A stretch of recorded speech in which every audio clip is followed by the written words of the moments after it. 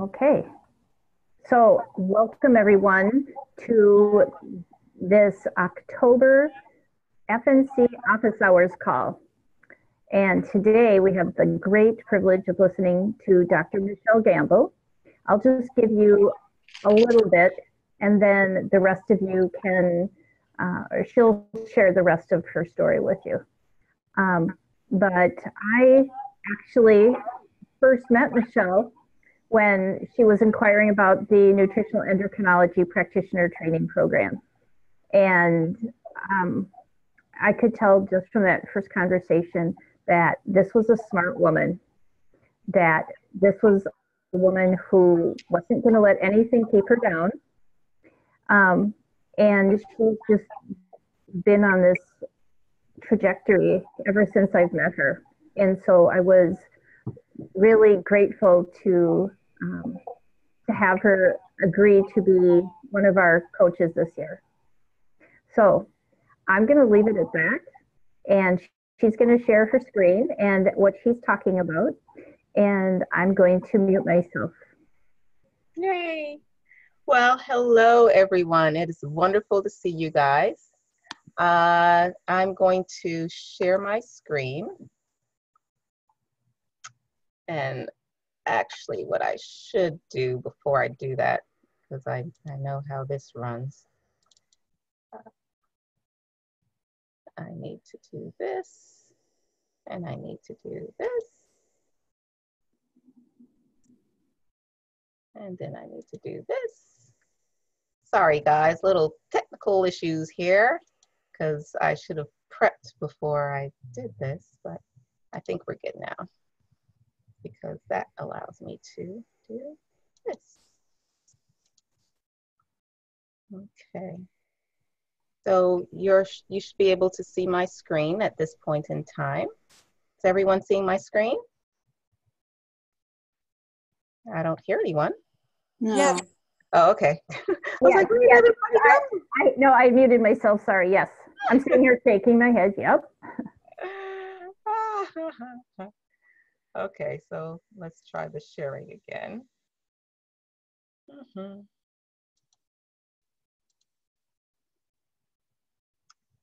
And so here. Okay, so are you seeing the single screen? Lynn? Yes. Okay, so you're not seeing, Yeah. you're not seeing the double screen. I do see a double screen. I see HeartSong on one side and then the medical screen. Oh yeah, see that's why I don't want that. So let's try this. We're going to get it together sooner or later. Okay, how about now? There you go. Yay. we already have it together. Everybody else just has to catch up. Welcome, everyone. As was previously noted, my name is Dr. Michelle Gamble. Today, I have the beautiful pleasure of sharing with you something that is extremely passionate to my heart. I know everyone in this country has been rocked to our core with the recent events that we have undergone as a nation with the Supreme Court Justice hearings and listening to the testimony of an extremely brilliant woman. And in listening to her, one of the things that struck me was the fact that we have amongst us what I call the walking wounded. The rates of trauma in our nation are tremendous. You know, we just learned from the ACEs study a couple of years ago that the majority of Americans really and truly have undergone not one, but even more traumas. And the ACE study focused on childhood traumas. However, we all know that trauma doesn't end in childhood. Many of us continue to experience trauma as adults. Subsequently, many years ago, I started developing this concept of heart song. And I wish I could say that it's original, it isn't. It's based on ancient practices. And the recent events in our nation made me aware of the fact that we really need to tap into those ancient therapeutic secrets. I say that this is a transformative process of release from pain and suffering of trauma to attain spiritual awakening and the realization of true happiness, health, and wealth. As you all know, I am not a medical doctor. I'm also not a psychologist or psychiatrist. So there's nothing in this presentation that is intended to replace a one-on-one relationship with a qualified medical professional. This is not intended as any type of medical advice. It is simply a sharing of my knowledge and, more importantly, of my heart, based on research and my own personal experiences, as well as the experiences of various clients that I work with. I encourage you to make your own healthcare decisions based upon your research in partnership with your healthcare professionals, and most importantly, tuning into your heart's wisdom. A little bit about who I am and why I do what I do. I am what I term an integrative wellness mentor, and I'm a trauma experiential alchemist. And I know you're just like, what the heck is that, Michelle? I focus on helping people to look at health from a healing-oriented perspective, taking into account body, mind, heart, and soul, and also emphasizing the need for us to integrate conventional medicine with quote-unquote alternative medicine. When I talk about being a trauma experiential alchemist, it's because during my childhood, I experienced several sexual traumas. Interestingly enough, I did not really recall these incidents until later on in my adult life, when I came to the awareness that there was something dysfunctional occurring in my own relationships with my husband at that point in time. And I didn't know why. I had no idea of why. You know, he was a loving person, and I couldn't understand why I was not able to function optimally in our relationship, particularly during the sexual experience. Because of that, I went to a ritualistic experience where we went away and we did a cleanse, a fast. And this was a fast of all things, not only of food, but also there was no sleep. And there was a lot of integration of what I'm going to refer to as beautiful ancient therapeutic modalities. So there was the use of herbs, taste. There was the use of colors and imagery. There was the use of essential oils. And most importantly, there was the use of what I term therapeutic harmonics. Through that type of experience, I was able to not only access the memories of that traumatic experience. Later on, I was taught how to utilize those same tools to be able to transcend that experience, to transform that experience. And that's why I say that I am an alchemist. I enjoy teaching people how to be alchemists, how to change the lead in their lives into gold. I want to encourage us to consider the possibility that trauma is not who we are. That's why I don't say that I'm a survivor. I don't even say that I'm a victor or anything of that nature, because I don't identify myself with the experience that I have had.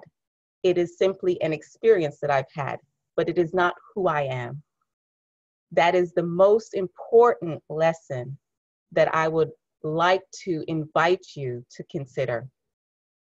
Now, before we go any further, I want to talk a little bit more about why conventional approaches fail. The first reason is because trauma is not logical. You know, there's nothing about trauma that quote unquote makes sense. When we ask ourselves, why would we hold on to a wounding experience? It doesn't make sense. The whole notion of self-preservation tells us that we wouldn't want to hold on to something that is continuously wounding us, continuously tearing us apart. It's illogical. And yet, the approaches that we tend to utilize within our conventional sphere are logic-based. You know, we talk to people and we help people to quote unquote rationalize that, yes, this happened to you in the past. And yes, whatever happened to you, it was because that person did such and such. It is not that you are a bad person. Do you see where I'm going with this? All of that is logic. All of that is based on the idea that somehow the trauma and the effect of trauma can be resolved or negated by simply making it make sense and simply assuring somebody of the logic of digging out of that quote unquote trauma wound. The other challenge is that conventional approaches use a direct form of engagement where you're constantly focusing directly on the wound. What we're going to talk about as we proceed today is that when it comes to the emotions, when it comes to the mind, when it comes to the spirit, really and truly, you achieve more through less. When we look at many spiritual texts, we are invited to not deal with quote unquote evil directly, but to focus on the complement, which is the good, the wonderful. And it is that indirect approach that enables us to heal. We can even look at the example of quote unquote cancer within the physical body. The Western approach, for the most part, is one of directly attacking the cancer cells, right? Whereas a more holistic approach can be, well, the cancer cell is over there. Let me focus on the healthy cells. Let me focus on creating a healthy environment. And in a healthy environment, guess what? The wonderful side effect is that the cancer will die of starvation because we're not giving it the attention and the nutrition that it needs. The same is true with traumatic wounds. They create an energetic body. Some of you are old enough to remember the movie Ghostbuster and the interesting, huge marshmallow puff man, right? Fed off of the fear of the community, the constant focus on the community. The more the community focused on the marshmallow puff man, the bigger and bigger and bigger he grew. And indeed, the way in which they were able to overcome the marshmallow puff man was by helping people to break their connection and their fixation on fear, on this energetic being, and to instead focus on something else. So we're going to talk about that. Another reason why these conventional approaches fail is because they're based on a false identity where we are identifying with the trauma that has occurred. And as I stated before in the very beginning, I want to challenge us to make a separation between a stressor, in this case, a traumatic event, and the stress, our response to that event. When we feel that our response to the event is intrinsic, is an absolute based on whatever it is that we're encountering, then we have a false sense of identity, because now we think that we must identify with the wound, as opposed to realizing that we are divine beings that have a wonderful opportunity to exercise our divine right of choice. We can choose to extract ourselves, to separate ourselves from that event, and to tie into our true identity, which is one of a divine being. And last but not least, what we're going to talk about right after this is the fact that conventional approaches fail to take into consideration that you cannot use physical and mental tools for emotional, spiritual wounds. Now, what do I mean by that, you may ask? Well, this ties into something called the amygdala hijack. And you might remember from my first screen that I'm a HeartMath license provider, which means that not only do I function as a HeartMath coach and a mentor, I've also been trained in terms of really understanding the science behind why it works. One particular aspect of HeartMath science that I want to share with you is something called the amygdala hijack. I'm going to go ahead and I'm going to play a video for you, a short little video. The amygdala is the body's anxiety switch. In usual day-to-day life, the amygdala is in the off mode. The only times it gets activated is during moments of danger or threat, when an appropriate anxiety response is necessary. However, when this switch is repeatedly activated during moments of stress, sadness, grief, or anger, it may get stuck in the on mode. Once this happens, people start to develop acute phobias, panic attacks, and anxiety disorders. When you get anxious often, the amygdala assumes that this level of anxiety is the new norm. It then adapts and adopts this new level of anxiety as the normal level of anxiety for your body. This is why some people seem anxious all the time. On a conscious level, they may feel it is wrong, and they should not be feeling so anxious. But on the subconscious level, they are unable to change it once it has been set. This process of learning is known as operant conditioning. Scientists have been aware for years that this is the cause of all anxiety disorders, including panic attacks and phobias. Under normal conditions, operant conditioning is used by the brain to acquire new knowledge, like learning to read, drive, or even juggle a few balls. Practicing, repeating, an action or group of actions allows us to learn and master new skills.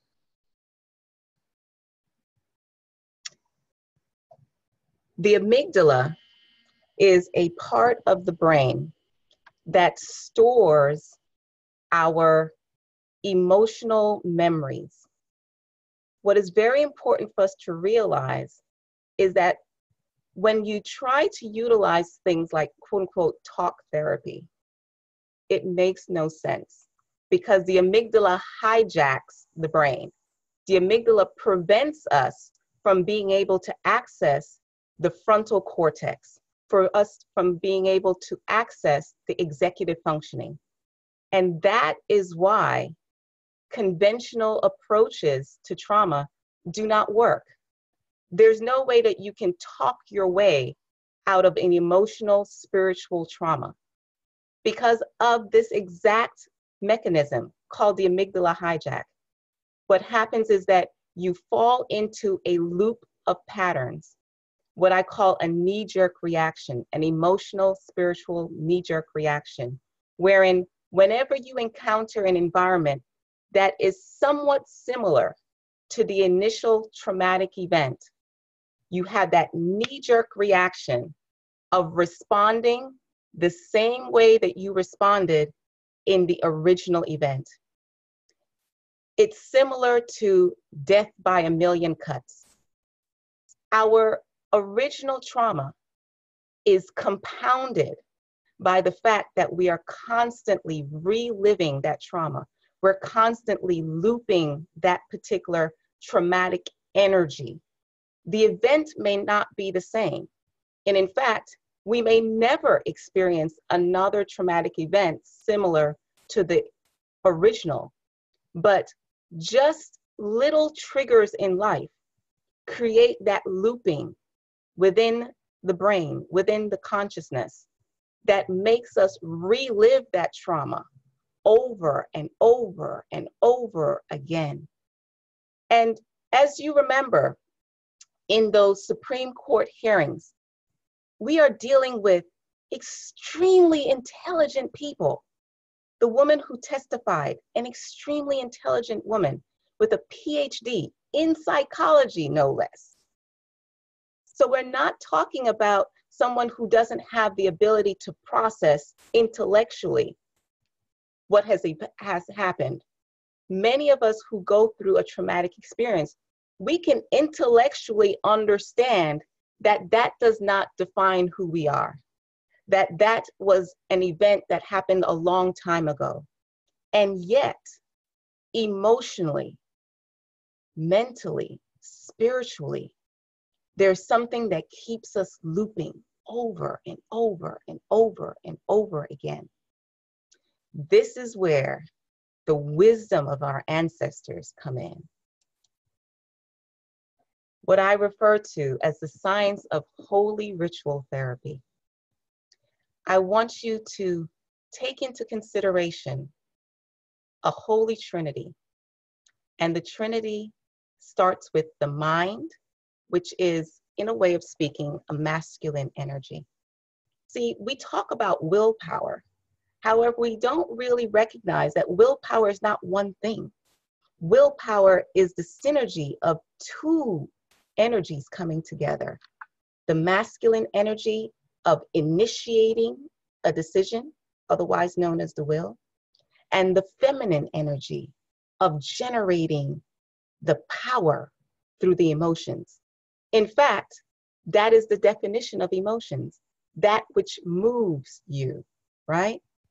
And that is what we are missing many times when we talk about using therapeutic protocols to help to heal a traumatic event. Last but not least, and this is the sweet part, where you integrate the subtle energetics of rhythmic harmonics that soothe, essential aromas that resuscitate, that help to bring things back, colorful visions that inspire, tender touches that trigger, and vulnerary flavors that nourish. The integration of these senses help to catalyze the synergy between the will and the power. This gives us that beautiful trinity. You have the Holy Spirit Mother energy, remember the power, the emotional power, merging with the Heavenly Father, that initiatory will, coming together in that beautiful soup of the sensory stimulation and creating a human child of divine origins. This is the secret to healing from trauma. Healing occurs when there is a new birth, when we're able to shed and allow the old to die and give birth to a new you. Interestingly enough, I also say that this is based on a beautiful Chinese concept from the I Ching. The I Ching is a set of 64 hexagrams or 64 lessons, spiritual lessons. And one of those hexagrams talks about the idea of increasing through decrease. In this case, what we are decreasing is the energetic attachment, the focus on that traumatic event. But we're not doing it in a direct manner. We're doing it in a slick manner. And the slick manner is simply this. You have a bank account, an energetic bank account. And the same way that we say to people, let your dollars count, go and buy organic produce instead of buying the other stuff. And the hope is that by doing that, slowly but surely, the other stuff will start to diminish and the organic stuff will start to increase. The same is true here. We experience increase and bounty through our detachment from our fixation with the original event. So when I deal with people who are anchored to trauma, it's not about trying to go in there and figure it out and to dig deep and all that kind of stuff. We're going to increase and give birth to a new us by focusing on something completely different. And it is this process of separating that gives the catalyst for increase. Similar to, say, the atomic bomb. That energy that is released from the separation within the atom, that is what we're talking about. I ask you the question, do you dare at this point in time to believe, conceive, and achieve with me for a couple of minutes tonight? I'm going to take that as a yes. The first step is daring to believe. In the words of Marion Williamson, our deepest fear is not that we are inadequate. Our deepest fear is that we are powerful beyond measure. It is our light, not our darkness, that frightens us. For those of us who have experienced trauma, I am challenging you to believe, to be courageous enough to believe that it is not our fear. It is this concept that, do I dare to be something more than my trauma? What would it mean if I'm really and truly a divine person? We ask ourselves, who am I to be brilliant, gorgeous, talented, fabulous? Actually, who are you not to be? Because you are a divine child of God. Again, dare to believe that you are a divine being. Remember, I said that one of the reasons why conventional therapies do not work is because they're based on a false premise, based on a premise that we are just simply human beings. And I'm challenging you tonight to think that you are not simply a human being. You are a divine being having a human experience. And that trauma that has occurred is one of the human experiences that you have encountered. And indeed, your playing small does not serve the world. For you to think that you are merely a human being does not serve anyone. There's nothing enlightened about shrinking so that other people don't feel insecure around you. I know you may say, but who am I? I can't go around thinking that I'm a divine person, that I'm a god or a goddess. Oh, we can't say that. Blasphemy.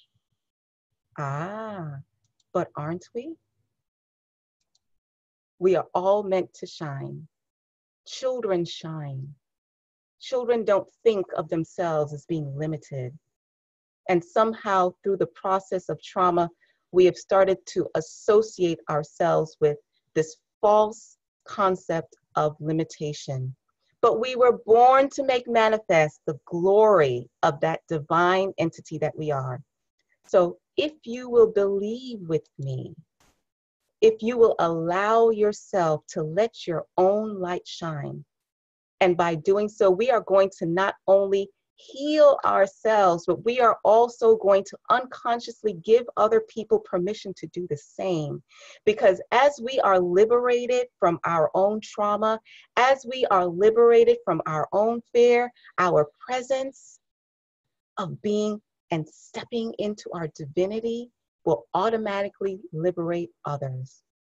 So if you will believe with me now, together we are going to talk about how to conceive, how to activate that power that we are going to blend together with that will. We have set an intention into the world that we are going to actualize our divinity. We are going to step into the fullness of who we are. And now, as I said, it's one thing to put that intention out there, but you've got to have some money to make this work, honey. And the money that we're talking about, the currency that we're talking about, is generating the emotive power with the senses. We're going to focus tonight on rekindling our devotion to our authentic self by focusing on this emotional power of devotion. We are going to start to strengthen our expansion of our emotional vocabulary. We know how to be angry just like that, right? We know how to get pissed off at somebody just like that. We know how to be envious. We know how to be down. We know how to do all of those things just like that. Tonight, I'm inviting you to work on building your ability to fluidly move and generate the power of the healing emotive by starting to flex this muscle of devotion. We all have an understanding intellectually of what devotion is, a commitment.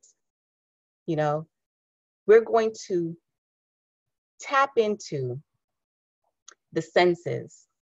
We're going to utilize what we call a healing harmonic. And the healing harmonic we're using tonight is Ong Duhum. The essential oil, if you have it with you, you know, you can take a moment to put it on. I've already done mine. Is jasmine. The colors that we're using, and I already have my colors on, and you can see it in my background. You can even wrap your head, make a shawl, whatever it is.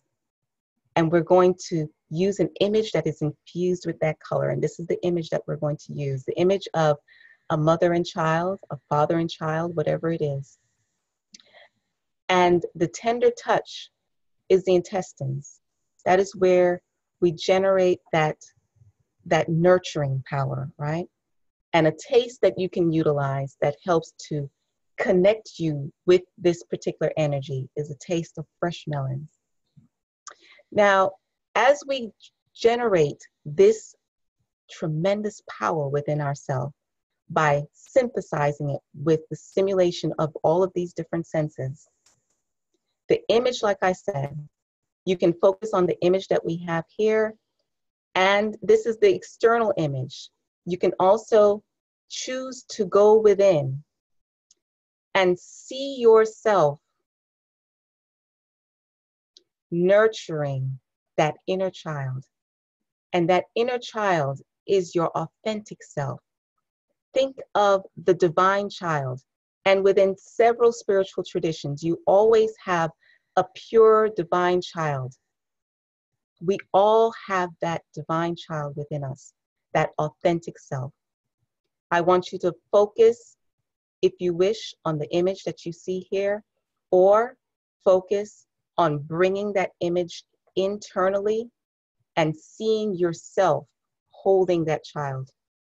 If you choose to want to deal with an issue of the past, you may want to visualize that age or time period when that occurred, and you are holding that child, that person at that point in time.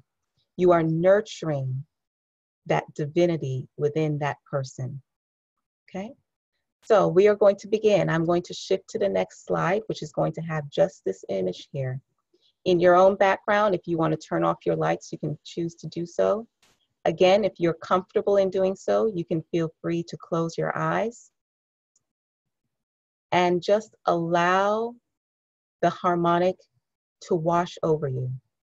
One note is that there is no literal interpretation of the harmonic. So don't sit there trying to think, okay, well, what does this mean? Remember, this is totally bypassing the cerebral cortex. This has nothing to do with the cerebral cortex. We are creating a new energetic child, a new energetic body that we're going to be able to feed. And as we continue to feed this energetic body, we're conceiving it at this point in time, right? Tonight. And yet the process of gestation will vary. You know, for different animals, gestation period varies. So your gestation period before this child is able to become into the world to do some serious stuff is going to vary from my timing. Don't worry about anyone else's timing. Don't worry about trying to measure, oh, you know, I should have finished gestating this baby 6 weeks ago. Don't worry about that. Just focus each day on continuing to nurture this seed that we are going to conceive tonight together. So I'm going to slip into the next slide, and we're going to start this process. We're going to do what is called a 4-4 breath, breathing in for the count of 4 and breathing out for the count of 4. As you breathe in, you're going to pull your attention to your heart center. You're going to pull your imagery into your heart center, and you are going to activate that feeling of loving devotion and generate and focus upon that feeling of loving devotion. Let us begin. Take a deep cleansing breath.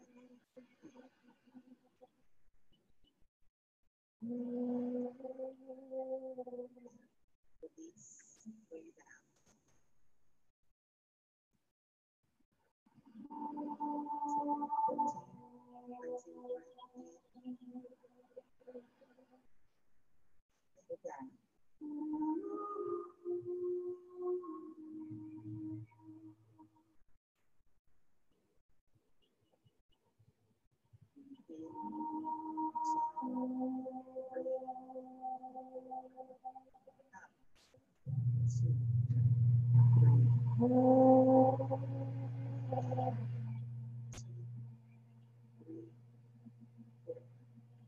Out.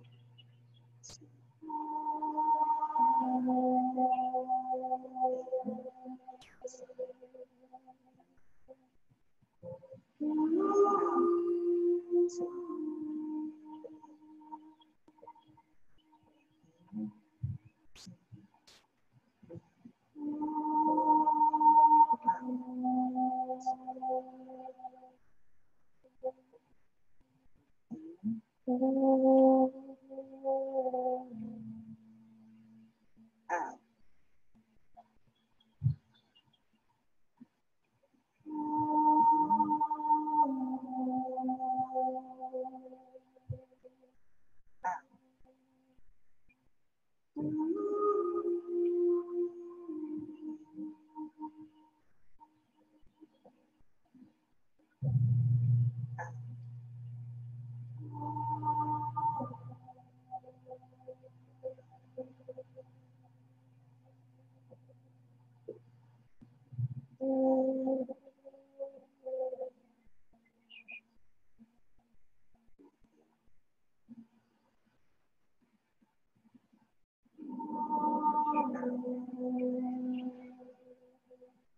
Activating that sense of devotion.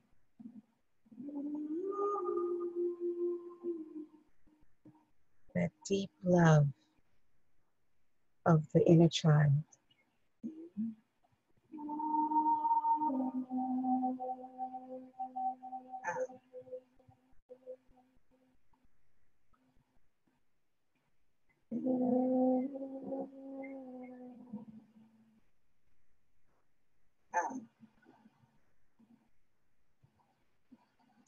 And seeing that child as the perfection, unblemished perfection that he or she is.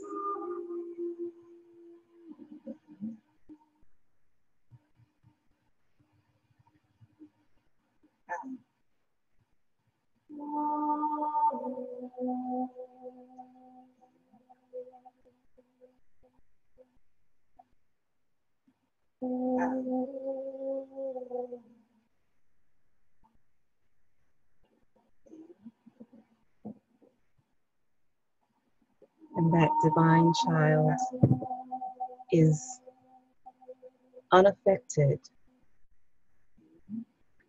by any and all circumstances, unblemished, never changing, always divine.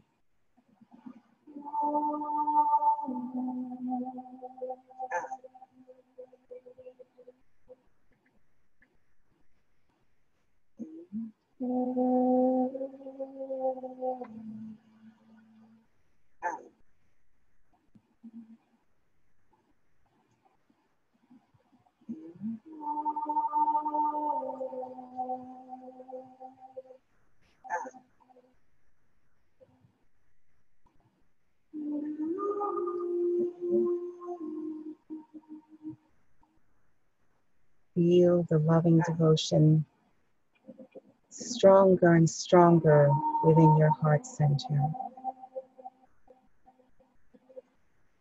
That acceptance and appreciation of that divine child.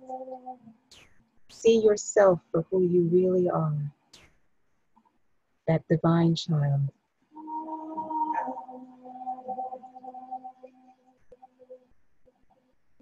Untouched, unfettered.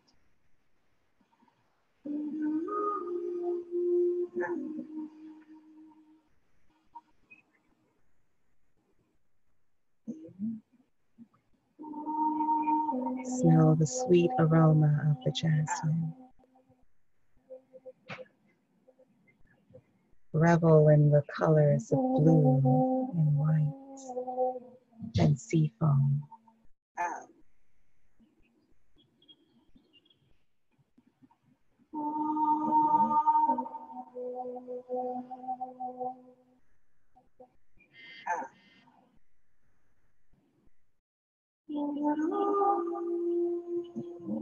Oh, truly, how beautiful it is to be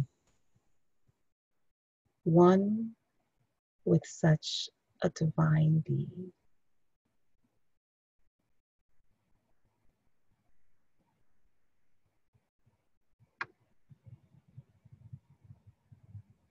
And we take this time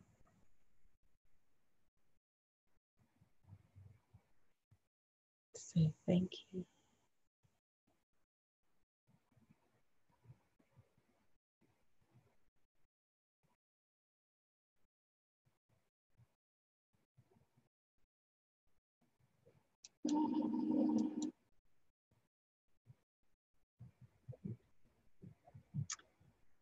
And this is not to say goodbye. This is just to say till we meet again, because this you have been able to conceive and believe. We put those together. We have sown them into our hearts, into our spirits. I invite you to gestate that seed in the days to come, to put on a little jasmine. And the jasmine, remember, we said it resuscitates the memory of this experience. To breathe deeply into your heart center, to utilize the colors, to infuse that image of that divine child within you, to pull all of those sensory integrations together, to continue to gestate, to continue to feed that beautiful divine child that is within, that remains unharmed and separate from the circumstances of this world. You can feel free to contact me by telephone or by visiting my website. And on the website, if you enjoyed the harmonic that we utilized tonight, when you go to the website under Jumpstart Programs, you'll see Heart Song, and at the bottom there are the individual tracks that you are free to tap into at any point in time. We also have the blueprint that talks about the different energetic centers and which therapeutic sounds, which colors, which scents, which body systems correlate to help to stimulate and activate this process. You can also feel free to email me, and I would like to thank you. Wow, thank you.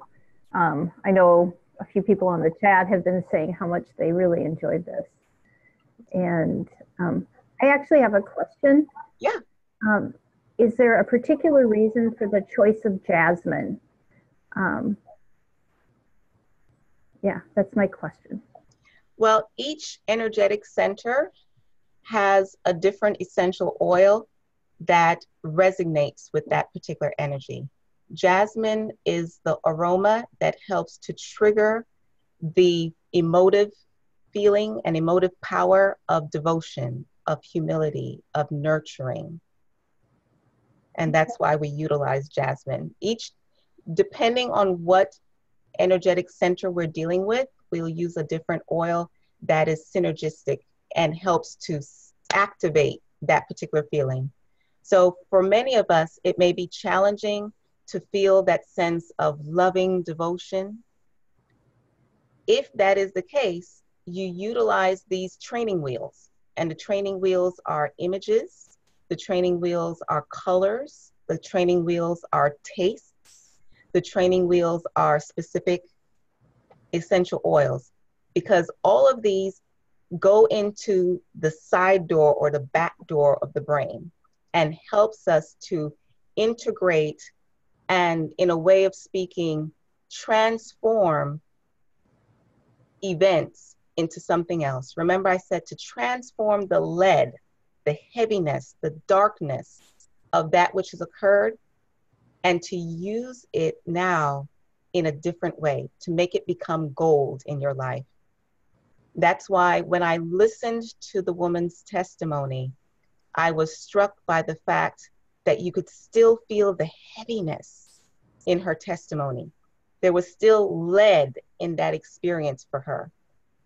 What I want to share with people is that that experience does not have to remain lead in your life.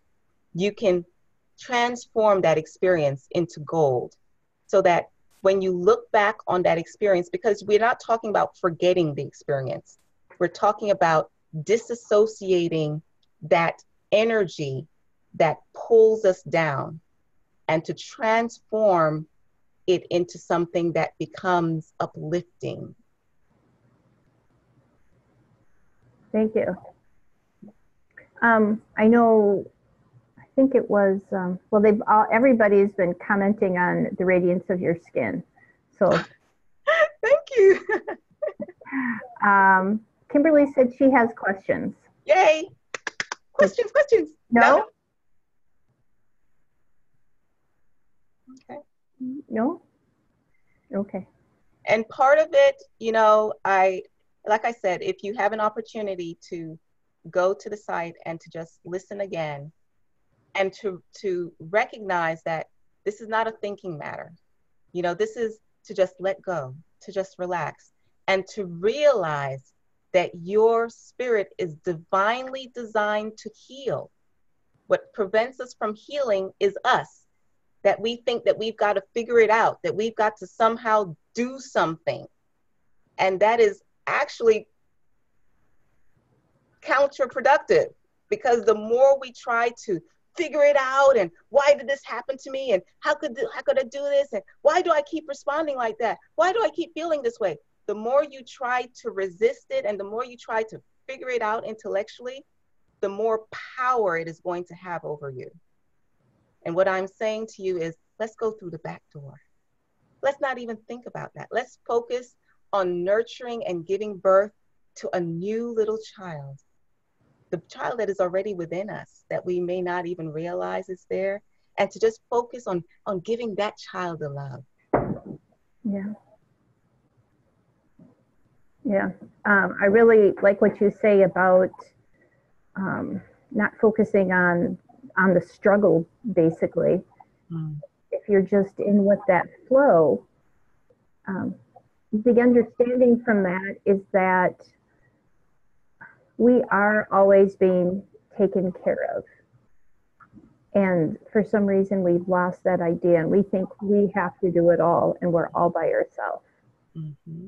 So I really love that you're kind of reinforming or reawakening people up to the fact that they aren't alone, that they are always being taken care of.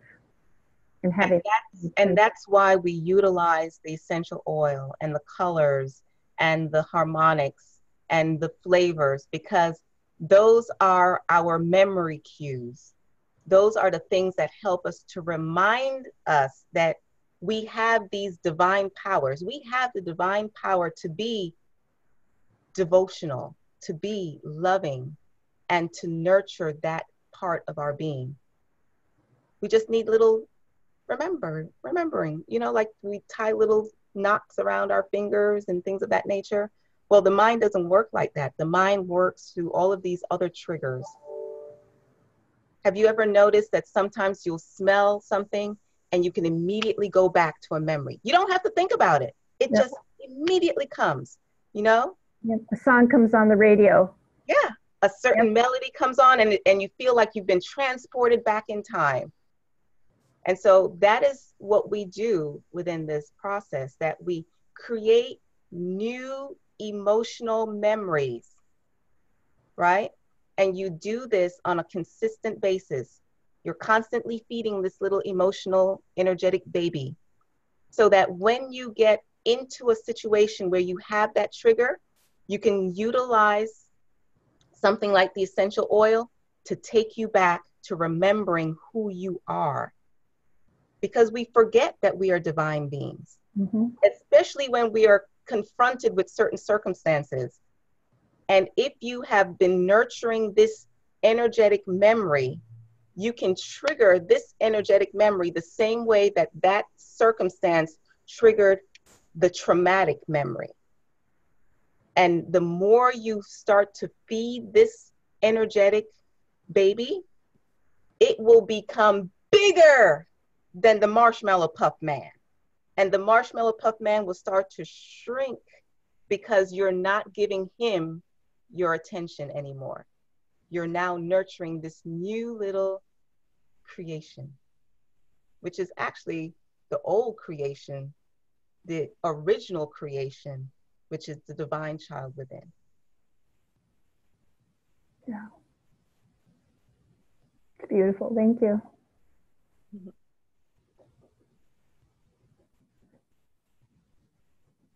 Anybody have anything to share, or I don't even know if questions are right. I think people are just kind of steeping and marinating in all of this.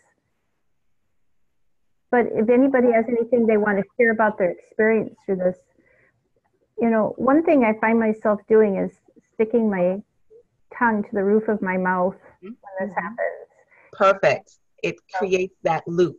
And I forgot to mention that, but when we're breathing, we do breathing through the nostril. It's not an open mouth breath, because as you're breathing, the tongue goes up to the roof and it creates that connection, that looping energetic, to create the circulation of the energy through the entire being.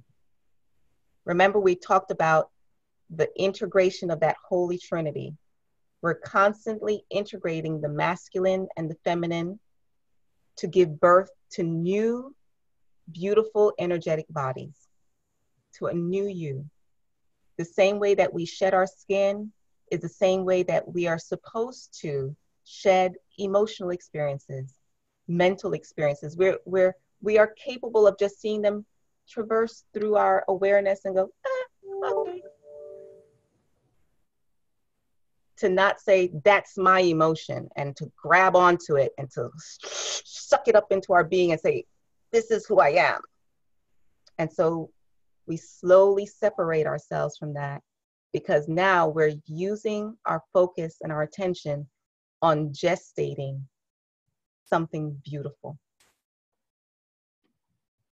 And we do that with all of the different energetic centers. So if you are dealing with anger, we talk about the complement. If you're dealing with depression, we talk about the complement. And we generate those beings little by little. We go up what we call the tree of life that is within our being to get those spheres into balance. Because we all fall out of balance. We're all lopsided in some aspect of our being. At different points, it may be different spheres. The key is to know how to get those spheres spinning again. And this is what has been extremely powerful for my person, that when I sense that trigger of that original trauma, I can activate this by utilizing my tools, by utilizing my essential oil, by utilizing the harmonic. And within a matter of seconds, I can shift energetically. But it takes time because it's not what we've been taught. In fact, we've been taught that emotions just happen, you know, and you just got to deal with them. And we're not saying that emotions are bad or good. We're saying that we want to create the flexibility to pull in and to release emotions at will.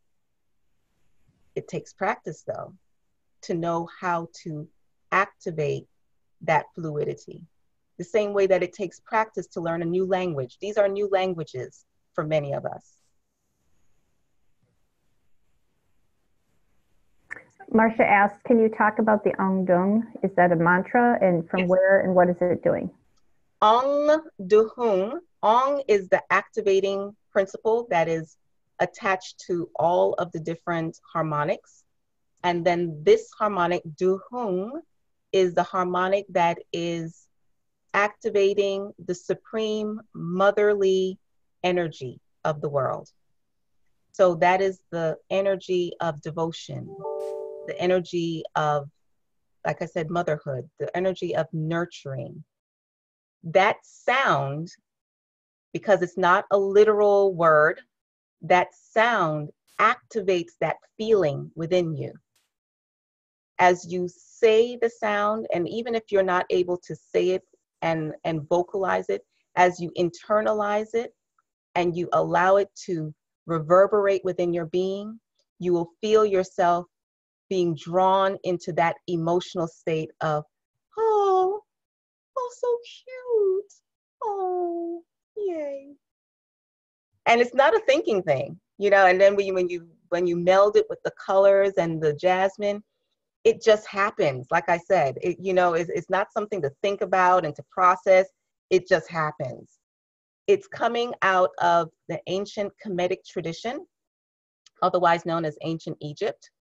And it's also melded with a lot of other different traditions, you know, because basically that energy is universal. And all ancient peoples have used rituals, have used songs, have used music, have used stories, have used images to help people to heal.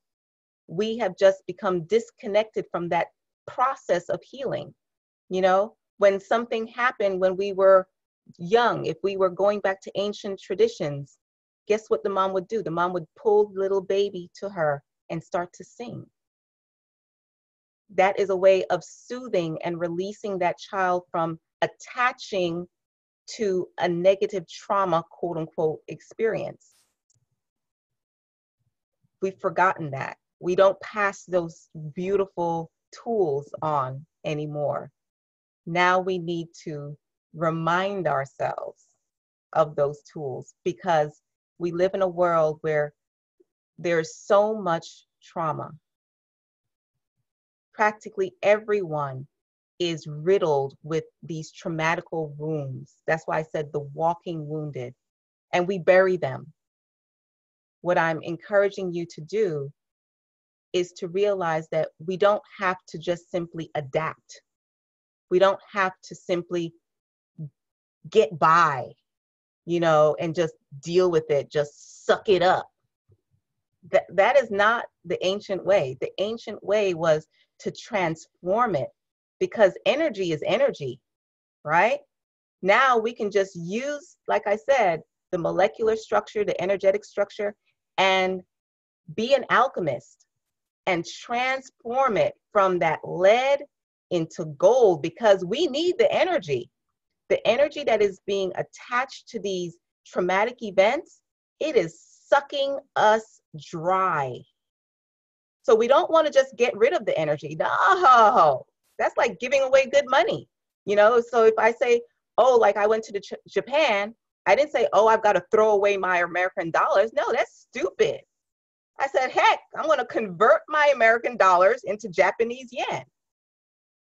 So use that energy and transform it into something beautiful that can heal. Yeah, you transmute it. Transmute it, exactly. Can you say it one more time? Ong Du Hung. Hung. So Dhung. Mm-hmm. And is the ong kind of like an sound? Exactly. And so you'll find that in all of the harmonics. It's the activating principle. It's like the ing, you know. So I have walk, which is the static, and then walking, I've now activated. So you have the activation of that emotional complex. Yeah. It's almost a vagal response. Mm-hmm. You can hear, you know, as you go deeper into what we call samadhi or nirvana, you start to feel yourself becoming one with that energy. For some of us, like myself, you know, I tend to be very cerebral. So it took me a long time to get this, right? But for other people, if you're a very sensitive person, you're going to fall into that like, poof, just like that. You're like, whoa, what just happened to me, Michelle? And it's just amazing to see that shift that you don't have to try to do. Do not try to do anything. Just allow. And that's why I said you have to believe that you have that divine power within yourself. That's first and foremost. And then once you have that belief, you meld it with the power of the harmonics and the oils and the colors. And that's when the miracle and the magic happens. Why? Because that's the way it's been designed to occur. We've been designed to be these powerful beings. We just have fallen into this false identity of being these limited entities that can only do so much.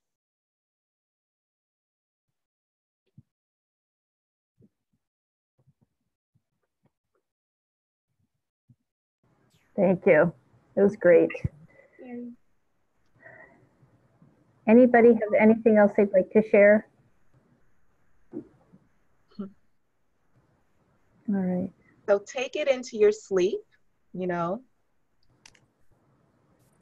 and it's very simple. Even if you don't remember the melody, just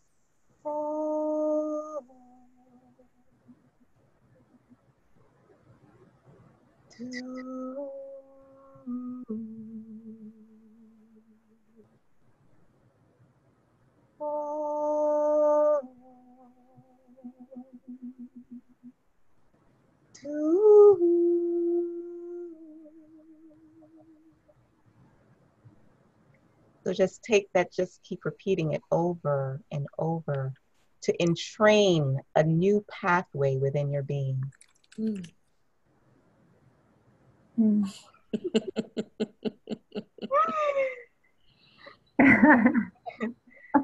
And actually, when you do that, you will feel that you are the mother to the world.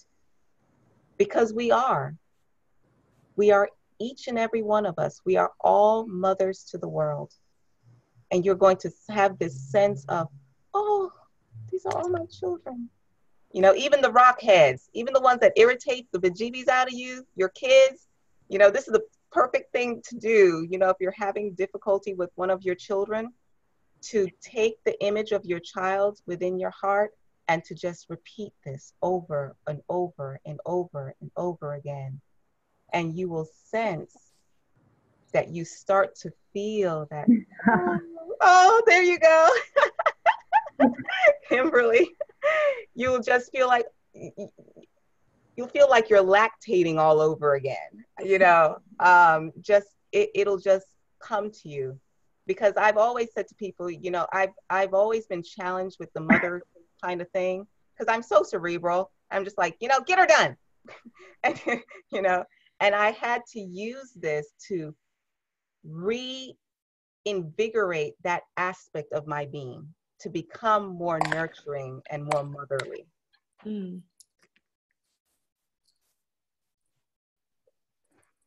Okay. And to just take it into your dreams, to allow your spirit to work on you, to say, I submit to my divine self, and I activate that divinity with me. And to just over it and over as you fall to sleep. And see what your dreams are. And see who you have become when morning arrives.